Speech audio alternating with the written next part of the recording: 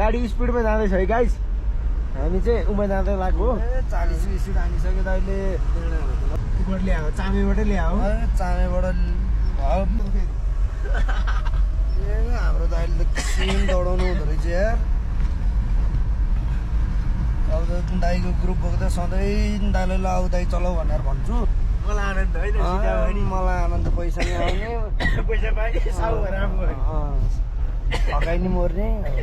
कस्तो मिठो चलाउनु भयो हेर न आज भर्खर दिन चलाउनु भयो चायबाट लिएर आउनु भयो यार मनाङको बाटोमा गाडी चलाएपछि लाइसेन्स पक्का मनाङको बाटोमा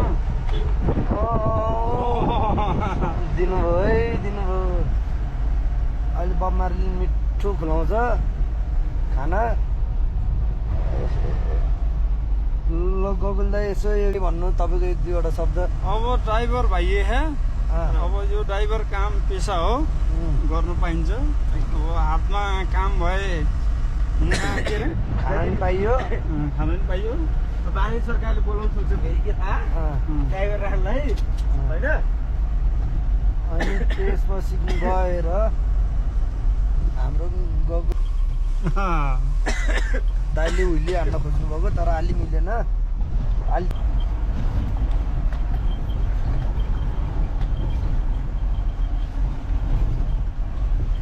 झिक्नु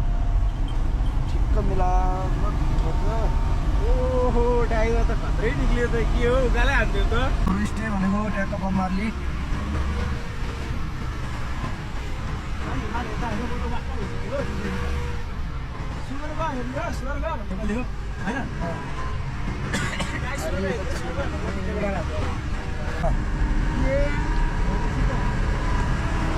ओहो हाम्रो गोकुल दाइले भातङको भिरमा यस्तो दामी चलाएर लिएर आउनुभयो अघि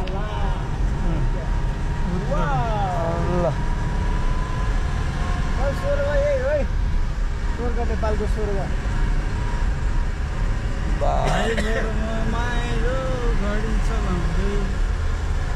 दाइले भ्राताङ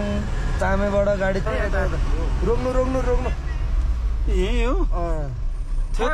यही होटल नि ल चलाएर भ्याइयो अनि भन्नुहोस् अरू केही एक दुई शब्द एकदम ठिक छ चामीबाट हो उहाँले राम्रो चलाउनु भयो बेला बेला त डर आयो मनमा त्यही हो यति बसी पिएमको गाडी चलाउनु स्योर सर